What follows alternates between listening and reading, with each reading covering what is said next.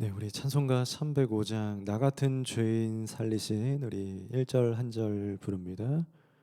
305장 나 같은 죄인 살리신 나 같은 죄인 살리신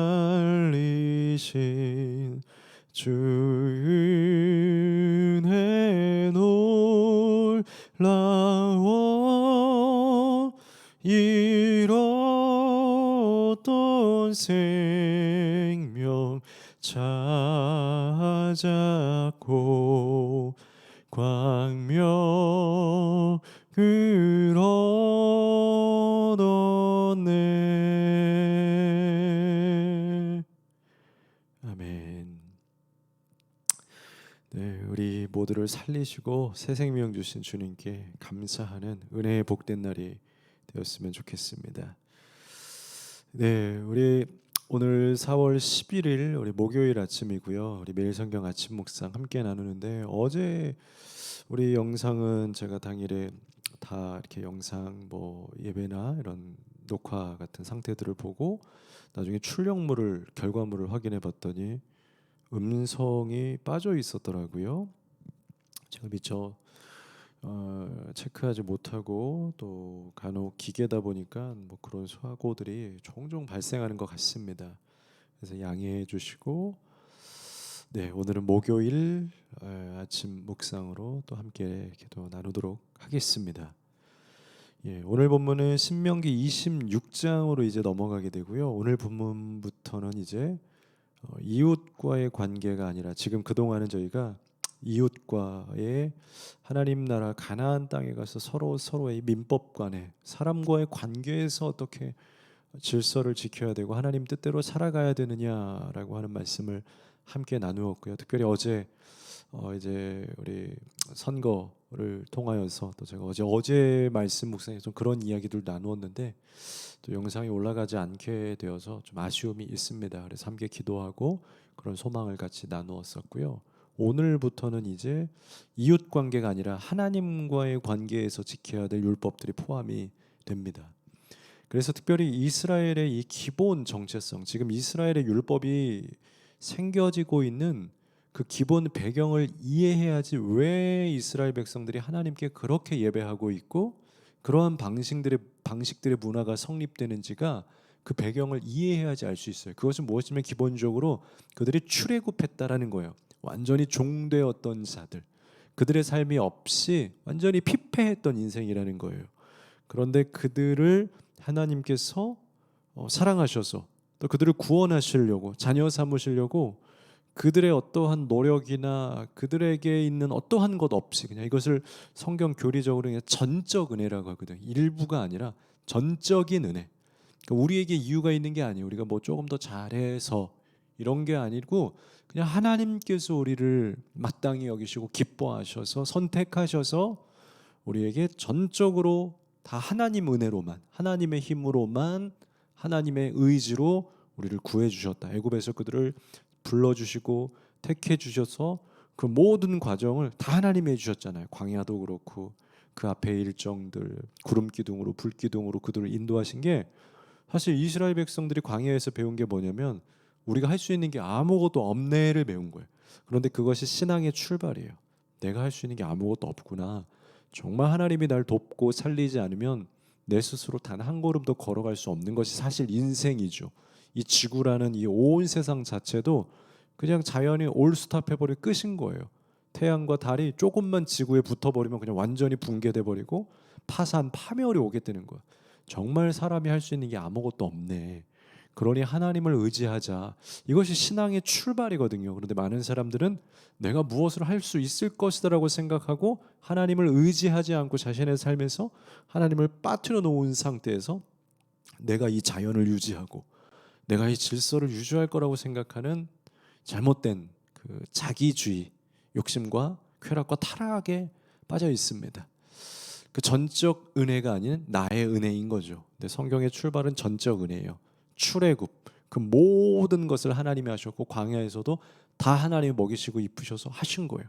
그리고 가나안 땅에 들어가셔서 이제 뭘 하신 거냐면 그 광야까지는 나 없이, 하나님 없이 너희는 아무것도 아니다 라는 것을 가르쳐 주시고, 이제 그 하나님을 40년간 배우고 공부하고 묵상하고 예배하고 그것을 가지고 이제 가나안 땅에서 이스라엘이 살아가는 거예요. 그 하나님의 민족, 전적인 은혜로 세워진 그 하나님의 백성, 그것을 가지고 가나안에서 이제 나라의 율법과 질서를 세우면서 가는 거예요. 그러니까 그들이 가지고 있었던 이스라엘의 그 율법이나 그들의 신앙 생활의 모습들은 다 여기에서부터, 죽을 수밖에 없던 죄인이었던, 아무것도 없었던 무너졌던 애굽의 종들이 하나님의 은혜로 구해서 이 땅까지 오셔서 말씀대로 언약을 지키게 해주셔서 그들이 이곳에서 땅을 얻었구나, 우리에게 새 생명을 주셨구나. 이것이 바로 구원인 거거든요. 구원을 주시고 새 출발을, 빛된 인생을 나에게 주셨구나. 그 모든 출발이 전적인 은혜에서부터 시작한 거예요. 그렇기 때문에 오늘 본문에서 바로 가장 먼저 나오는 것이 무엇이냐면, 우리가 하나님 앞에 전적인 은혜로 구원받고 새 출발되었으니 그것을 하나님께 이제 가나안에 들어가면 그들의 생활, 모든 생활의 삶의 패턴과 가장 기본적인 그 사이클이, 프레임 자체가 그것에 감사하는 것, 하나님께 영광 올려드리는 것, 이것이 그들의 정체성인 거예요. 그것을 바로 오늘 본문에서는 감사의 예물, 성물과 연결지어서 오늘 하나님께서는 명령을 하십니다. 1절에서 11절에는 먼저 그들이 그 땅에 들어가서 가장 먼저 농사짓고 걷게 되는 그들의 수익과 소산물의 만물이라고 하는 첫 열매, 영어 성경에 보면 first fruit이라고 되어 있어요. 첫 과일, 첫 소산을 하나님께 드려라 라고 명령을 하고 있습니다. 1절, 2절, 3절이에요. 내 하나님 여호와께서 내게 기업으로 주어 차지하게 하실 땅에 내가 들어가서 거기에 거주할 때에 내 하나님 여호와께서 너에게 주신 땅에서 그 토지의 모든 소산의 만물을, 첫 열매를 거두면 그것을 가져다가 광주리에 담고 내 하나님 여호와께서 그의 이름을 두시려고 택하신 곳으로, 그들이 이제 예배하는 곳, 이제 그들에게 지정해서 예배할 수 있도록 성소를 지정해 주신 곳에 가서, 제사장 앞에 가서 그것을 가지고 가라. 3절, 그때 제사장에게 나아가 그에게 이르기를 내가 오늘 당신의 우리의 하나님 여호와께 아뢰입니다. 내가 여호와께서 우리에게 주시겠다고 우리 조상들에게 맹세하신 땅에 이르렀습니다. 감사합니다. 바로 그 정체성에서 출발하는 거예요. 하나님께서 말씀으로 가나안을 주시겠다고 말씀하셨는데, 하나님께서 나처럼 죽었던 인생을 구해 주셔서 다시 살게 해 주셨습니다. 제사장님, 제가 하나님 앞에 이렇게 감사를 고백합니다. 그 기도를 하나님께 올려드려 주십시오 하면서 첫 예물을 제사장을 통해서 하나님께 성소에 올려드리라는 거예요. 그러면서 이 한 본문의 11절 마지막 끝절에 가면 그 감사로, 그 예물로, 이 기쁨으로 모든 백성들이, 특별히 이 이스라엘 백성들은 항상 그 자리에 왔던, 우리 사회에 대한 우리 율법들을 같이 본 것처럼 연약한 자들, 고아들, 객과 가부들, 그들을 함께 보살펴라. 11절에 내 하나님 여호와께서 너와 내 집에 주신 모든 복으로 말미암아 너는 레위인과 너희 가운데 거류하는 객과 함께 즐거워할지라.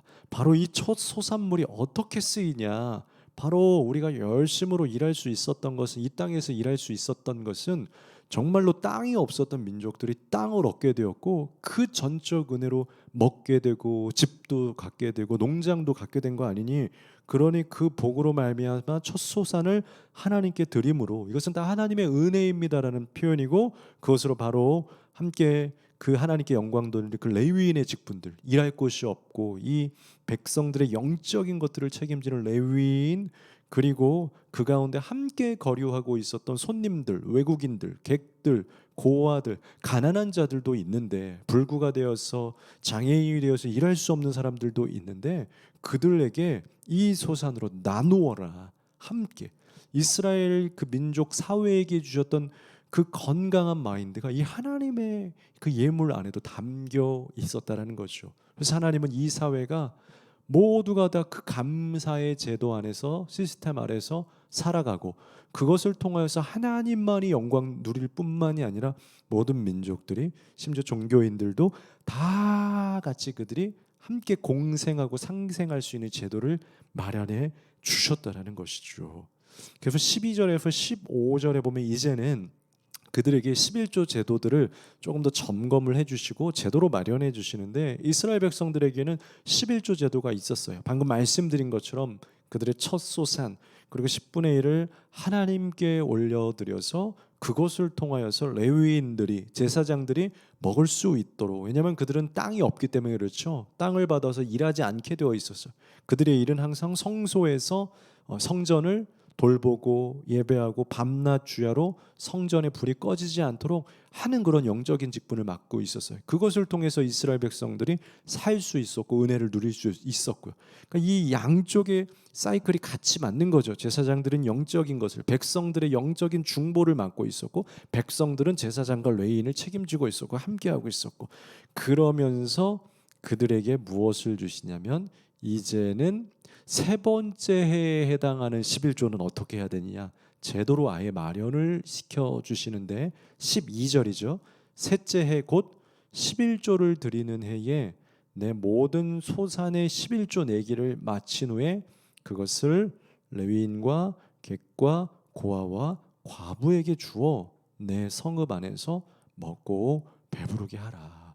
오늘 또다시 제도를 마련해 주시는 거예요. 세 번째 해에 11조를 드리는 세 번째 해 11조는 따로 분리를 해서 가난한 자들을 특별히 먹이고 보살펴보고 소외되거나 구멍나지 않도록, 우리가 사회에도 보면은요 항상 챙긴다고 챙겨도요 꼭 사각지대가 있어요. 외곽 지역에 있다라는 겁니다. 열심으로 일하고 나라의 조직에서 공무원들이 행정 조직에서 일하고 있지만 일손이 부족하고 하다 보면요, 사도행전에서도요 이 교회가, 이 예루살렘 교회가 지역에 있는 과부들과 먹지 못하는 자들을 위해서 일주일에 몇 끼씩 항상 그들에게 밥을 주었어요. 근데 문제가 어떤 게 생겼냐면 구제비가 자꾸 누락이 되는 거예요. 이유가 뭐냐면 너무 바쁘니까요. 이 사도들이 일을 하다가 또 예배드리다 분주하니까, 그래서 그 누락되는 것들을 해결하기 위하여서 뽑은 것이 집사들이었던 거예요. 7집사를 뽑아서 그들이 구제하는 일을 맡도록 하고, 이 사도들은 말씀 전하고 기도하는 일에 집중을 하자 해서 그렇게 분배를 했다라는 거예요. 그 정도로 항상 모든 일에는 구멍이 나고 다 외곽이 사각지대라는 것이 놓여지게 되는데, 오늘 하나님께서는 그들까지도 챙기면서 그들에게 혹시라도 소외된 것이, 왜냐하면 일하지 못하니까, 왜냐하면 시스템과 구조적으로 그들이 자생할 수 있는 환경이 없어 버리니까 그들에게 늘 신경을 써야 된다. 그래서 오늘날 좋은 교회들, 건강한 교회는 정말로 그 교회 예물과 이 모든 교회 영적 시스템을 통하여서 우리가 먹고 마시는 것이 아니라 이 사각지대들을 보완하고 그들을 돕는 것, 이것이 진짜 교회, 영적인 교회의 역할인 거예요. 그래서 하나님께서도 바로 그들을 위해서 그들이 먹고 배부를 수 있도록 셋째 해의 11조를 다 레위인과 객과 고아와 과부를 위해서 드리게 하라 라고 되어 있다는 거죠. 우리가 가난하였기 때문에, 우리도 사실은 이스라엘 백성도 사실은 그들을 돌봐야 될 책임과 의무가 있는 이유는 무엇이냐면 그들이 고아였어요. 그들이 객이었어요. 그들이 외국인이었고, 애굽에서는 그들이 외국인이었고, 외굽에서는 이 이스라엘 백성들이 노동자였어요. 연약한 자였고 늘 갑을 관계에서 을의 관계 속에 있었다는 거예요. 그러니 그들이 이들을 놓친다라면, 지금의 연약한 자들을 잊어버린다라면 정말로 배은망덕한 것이고 자신의 과거를 잊어버린, 출발점을 잊어버린 나쁜 사람이 될 수밖에 없다라는 거예요. 그러니 믿음의 사람들, 바로 우리가 늘 영적으로 구원받지 못하고 연약하고 죽었던 우리를 구원해 주셨다는 것에 대하여서 우리는 그 출발점을 가지고 그것에 마땅하게 합당하게 하나님께 그리고 이웃에게 나누고 돕고 섬기는 것은, 이것은 구원받은 사람의 첫 번째 출발점이며 의무인 거예요.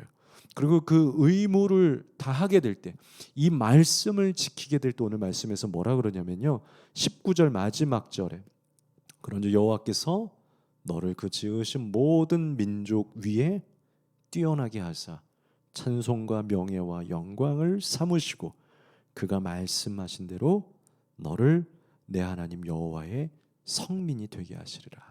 아멘. 성민은 어떤 사람이 되는 겁니까? 어떤 사람이 정말 하나님의 백성이 되는 겁니까? 그 하나님 앞에서의 출발점을 늘 기억하고 내가 죄로 죽었던 자이구나. 스스로는 일어설 수도 없었던 자였는데 하나님이 나를 어둠에서 빛으로 불러내 주셨지. 그것만 안 잊어버리면 되는 거거든요. 그러면 싸움이 없고 분쟁이 없고 어떠한 우리끼리 그 욕심에 이기심에 그런 것들이 없을 수밖에 없거든요. 그러나 그것들이 계속해서 우리의 삶에 나타난 이유는 자꾸 나의 출발점을 잊어버리는 거죠. 그것을 기억해 내므로 통하여서 하나님께 찬송하고 나를 구원해 주신 하나님께 그렇게 율법대로 하나님 앞에 성물을 드리고 또 감사를 늘 표현하고 그것이 우리의 의무가 되어야 되는 거예요. 그것을 통하여서 교회는 이제 세상을 살리고 이웃을 살리고 사랑을 나누어서 이 시스템이 교회와 가정과 레위인과 일반 우리 12지파와 또 외국인들 객과 고아들이 함께 상생할 수 있는 이 시스템이 바로 오늘 이 말씀의 원리를 통해서 이루어진다는 걸 기억하면서 이렇게 살아가는 사람들이 성민인 겁니다. 이런 사람들이 그리스도인인 겁니다. 우리가 이렇게 말씀대로 살아가고 그렇게 하나님 안에서 정말 구원해 주신 하나님 앞에 그 은혜 앞에 은혜를 보답해 드리고 찬송 올려드리는 우리의 삶이 되었으면 좋겠습니다. 기도하겠습니다. 거룩하신 하나님 감사합니다. 보잘것없고 부족하고 연약하였던 저희들을 하나님 이렇게 믿음의 이 좋은 땅에 하나님 이 지구라고 하는 아름다운 세계에 우리를 낳게 하시고 또 이 땅을 다 우리에게 주셔서 먹고 마시고 누리며 꿈과 비전을 가지고 살아갈 수 있도록 은혜해 주심에 감사합니다. 이제 하나님께 감사하게 하시고 우리도 그렇게 연약한 자들이었으니 하나님 교만하지 않게 우리처럼 동일하게 연약한 상황과 순간 가운데 있는 자들을 돌보고 베풀 수 있는 성민이 되게 하여 주옵소서. 예수님 이름으로 기도합니다. 아멘.